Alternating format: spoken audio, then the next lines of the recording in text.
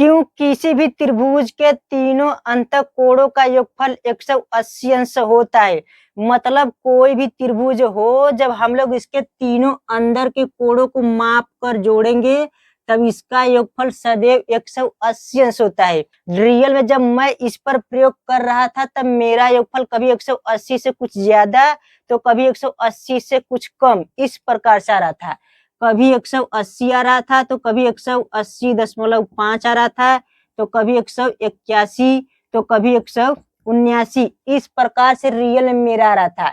तब हम कैसे मान ले कि किसी भी त्रिभुज के तीनों अंतः कोणों का योगफल 180 होता है। अब हम लोग इस त्रिभुज में इसके तीनों भुजाओं को दोनों साइड आगे बढ़ा देंगे तब यहाँ पर ये हो जाएगा, इस प्रकार से हो जाएगा। यहाँ पर हो जाएगा P, यहाँ पर Q, यहाँ पर हो जाएगा R।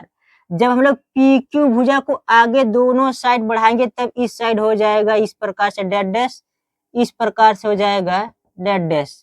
अब हम लोग PR भुजा PR को जब दोनों साइड आगे बढ़ाएंगे तब इस प्रकार से हो जाएगा।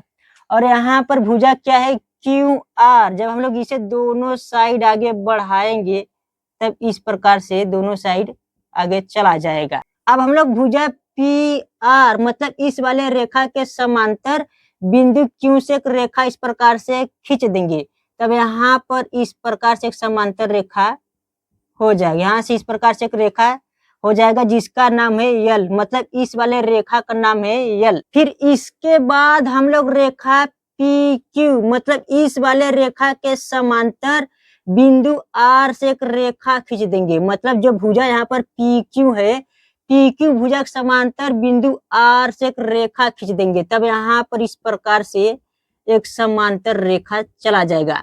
मतलब इस वाले रेखा का मैंने नाम रख दिया यम, इस वाले रेखा का नाम है यल और इस वाले रेखा का नाम है यम। मतलब PQ जो PQ भुजा है, भुजा PQ के समांतर रेखा यम है और भुजा PR के समांतर रेखा यल है, जो रेखा इस प्रकार से गया है। अब यहाँ पर बिंदु P पर A अंश का कोण है तो यहाँ पर हो जाएगा A और यहाँ पर B है, यहाँ पर B है तो यहाँ पर हो जाएगा B और यहाँ पर C है तो यहाँ पर भी हो जाएगा C। अब हमें सिद्ध करना है त्रिभुज के तीनों कोणों का योगफल 180 अंश होता है। अब इस त्रिभुज से एक समांतर चतुर्भुज बन गया है। ये दोनों रेखा आपस में समांतर है और ये दोनों रेखा आपस में समांतर है और हमें इस त्रिभुज के तीनों कोणों का मान भी पता है। यहाँ पर ABC इस प्रकार से। अब यहाँ पर रेखा यम मतलब जो ये वाला रेखा है इसका नाम क्या है यम, रेखा यम और यहाँ पर एक रेखा है PQ, रेखा PQ, यहाँ पर हो जाएगा रेखा PQ। मतलब ये दोनों रेखा जो है समांतर है और इस दोनों समांतर रेखा को एक तिर्यक रेखा ये काट रहा है। कौन काट रहा है? PR, मतलब इस प्रकार से PR काट रहा है। यहाँ पर हो जाएगा P और यहाँ पर हो जाएगा R, इस प्रकार से काट रहा है और ये दोनों रेखा आपस में समांतर है तब यहाँ का कोण इसके बराबर होगा क्योंकि ये दोनों संगत कोण है, इसीलिए यहाँ जितना यहाँ पर कोण होगा उतना यहाँ पर भी कोण होगा। अब यहाँ पर A है तो यहाँ पर भी A अंश हो जाएगा, मतलब जहाँ R है इतना पूरा A अंश कोण हो जाएगा। और यहाँ पर देखिए यहाँ पर C है तो यहाँ पर भी C हो जाएगा शीर्ष अभिमुख कोण से। मतलब अगर कोई इस प्रकार से रेखा है उसे अगर तिर्यक रेखा काट रहा है तब यहाँ का कोण इसके बराबर होता है और यहाँ का कोण इसके बराबर होता है, यह शीर्ष अभिमुख कोण से बराबर होता है। अब यहाँ पर C अंश का कोण है तो यहाँ पर भी इतना कोण कितना हो जाएगा, इतना कोण हो जाएगा C, इतना हो गया A और इतना हो गया C। अब यहाँ पर B अंश का कोण है तो यहाँ पर भी B अंश का कोण हो जाएगा क्योंकि ये दोनों रेखा आपस में समांतर है। मतलब जो रेखा यहाँ पर यम है यहाँ पर हो जाएगा यम और यहाँ पर रेखा PQ, मतलब यहाँ पर P है यहाँ पर Q, मतलब रेखा जो यम है रेखा PQ के समांतर है तो यहाँ पर हो जाएगा PQ और इस दोनों समांतर रेखा को तिर्यक रेखा ये काट रहा है। यहाँ पर R बिंदु है तो RQ बिंदु RQ इस प्रकार से काट रहा है और यहाँ पर B है तब यहाँ पर हो जाएगा बी, तब संगत कोण के अनुसार यहाँ वाला कोण मतलब यहाँ वाला कोण इस वाले कोण के बराबर होगा। तब यहाँ पर जब बी है तो यहाँ पर भी बी होगा, मतलब यहाँ पर बी है और ये दोनों रेखा आपस में समांतर भी है। इसको एक तिर्यक रेखा आर क्यू काट रहा है इस प्रकार से। जब यहाँ पर बी है, जब यहाँ पर बी है तब संगत कोण के अनुसार यहाँ पर भी बी होगा। जब यहाँ पर भी है तो यहाँ पर भी हो जाएगा इतना कितना, तब यहाँ पर भी हो जाएगा बी। अब देखिए यहाँ पर ए सी बी मतलब इस तीनों कोणों का योगफल 180 अंश होगा, क्योंकि सरल रेखा का कोण है। अब यहाँ पर ए अंश है तो यहाँ पर भी ए अंश हो जाएगा, क्योंकि ये दोनों रेखा आपस में समांतर है और ये दोनों रेखा आपस में समांतर है। तब यहाँ पर ए अंश है तो यहाँ पर भी ए अंश हो जाएगा। अब जब यहाँ पर ए अंश हो जाएगा तब शीर्षा अभिमुख कोण के अनुसार इसके अंदर का भी ए अंश हो जाएगा। अब यहाँ पर बी अंश का कोण है तब शीर्षा अभिमुख कोण के अनुसार इसके अंदर का भी बी अंश कोण हो जाएगा। तब यहाँ पर हो जाएगा बी। अब यहाँ पर कोण सी है तो यहाँ पर भी कोण सी हो जाएगा, क्योंकि ये दोनों रेखा समांतर है। इसे तिर्यक रेखा इस प्रकार से काटते हुए जा रहा है। अगर यहाँ पर टोटल यहाँ से मतलब यहाँ तक ए प्लस सी होगा तो यहाँ पर भी ए प्लस सी ही होना चाहिए, मतलब ये दोनों रेखा समांतर है तो रेखा यम है तो रेखा यम हो जाएगा, और ये रेखा पी क्यू है तो यहाँ पर रेखा हो जाएगा पी क्यू, और ये दोनों रेखा आपस में समांतर है।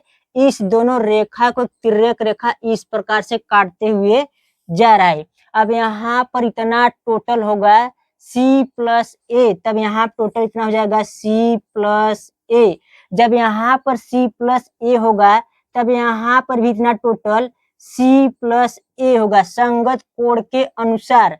अब यहाँ पर जब सी प्लस ए है और यहाँ पर भी जब इतना ए हो गया है तब तक इतना बचेगा सी, तब ये दोनों कोण आपस में बराबर हो जाएंगे। अब हम लोग जानते हैं कि जो सरल रेखा का कोण होता है उसका टोटल 180 अंश होता है, तब ये हो जाएगा बी प्लस सी प्लस ए बराबर टोटल हो जाएगा 180 अंश।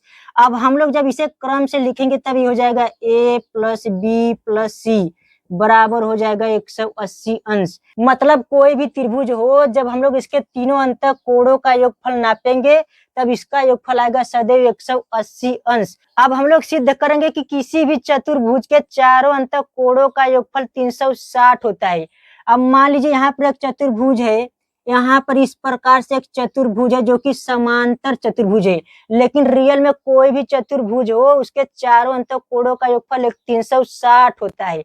अब यहाँ पर ए अंश है तो ये हो जाएगा ए प्लस यहाँ पर इतना टोटल है सी प्लस बी, तब ये हो जाएगा सी प्लस बी इतना हो जाएगा। यहाँ पर ए अंश है तो यहाँ पर हो जाएगा प्लस ए प्लस फिर कितना होगा प्लस यहाँ पर हो जाएगा सी प्लस बी इतना बराबर कितना आना चाहिए, इतना बराबर 360 आना चाहिए, माना इतना बराबर के आएगा।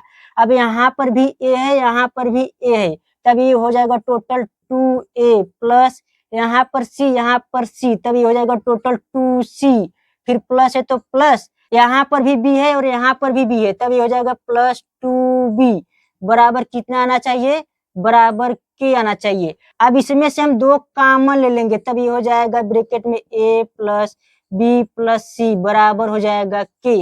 a प्लस बी प्लस सी मतलब इतने का मान 180 अंश होता है, क्योंकि मैंने अभी सिद्ध करके दिखाया है। तभी हो जाएगा 2 गुणे 180 बराबर हो जाएगा के। जब इसका आपस में गुणा करेंगे तभी हो जाएगा 360 अंश, के बराबर हो जाएगा 360। मतलब कोई भी चतुर्भुज हो उसके चारों अंत कोणों का जो योगफल होता है 360 होता है, और कोई भी त्रिभुज हो उसके तीनों अंत कोणों का जो योगफल होता है वह 180 अंश होता है। अब मान लीजिए कि हमें सिद्ध करना है किसी भी चतुर्भुज में उसके चारों अंत कोणों का योगफल 360 होता है।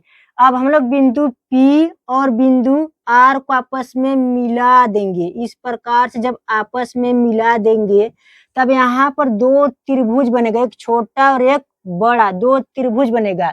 तब माना कि यहाँ पर A है, यहाँ पर छोटा में मतलब इस वाले त्रिभुज में PRS में यहाँ पर बी है और यहाँ पर सी है, मतलब त्रिभुज पी आर एस में यहाँ पर ए माना, यहाँ पर बी और यहाँ पर सी, और त्रिभुज पी क्यू आर में यहाँ पर डी माना, यहाँ पर ई माना और यहाँ पर एफ माना। अब हम लोग जानते हैं कि किसी भी त्रिभुज में उसके तीनों अंतः कोणों का योगफल 180 अंश होता है, तब ये हो जाएगा त्रिभुज पी आर एस में कितना होगा, ए प्लस बी प्लस सी बराबर 180 अंश इसका हो जाएगा। और त्रिभुज पी क्यू आर में कितना होगा, यहाँ पर है डी, तभी हो जाएगा डी प्लस, यहाँ पर ई है तो ई हो जाएगा प्लस, एफ है तो एफ, मतलब त्रिभुज पी क्यू आर में डी ई एफ का योगफल भी 180 अंश होगा। अब हम लोग जब इसे आपस में जोड़ेंगे, मतलब माना ये समीकरण 1 और इसे माना ये समीकरण 2, अब जब हम लोग समीकरण 1 और समीकरण 2 को आपस में जोड़ेंगे तब ये हो जाएगा A plus B plus C plus कितना हो जाएगा D plus E plus F बराबर टोटल कितना होगा, बराबर ये हो जाएगा टोटल 360। मतलब कोई भी चतुर्भुज हो, जब हम लोग इसके चारों अंतः कोणों का योगफल जोड़ेंगे तब उसका योगफल सदैव 360 ही होता है। और कोई भी त्रिभुज हो, जब हम लोग इसके तीनों अंतः कोणों का योगफल जोड़ेंगे तब उसका योगफल सदैव 180 अंश होता है, कोई भी त्रिभुज हो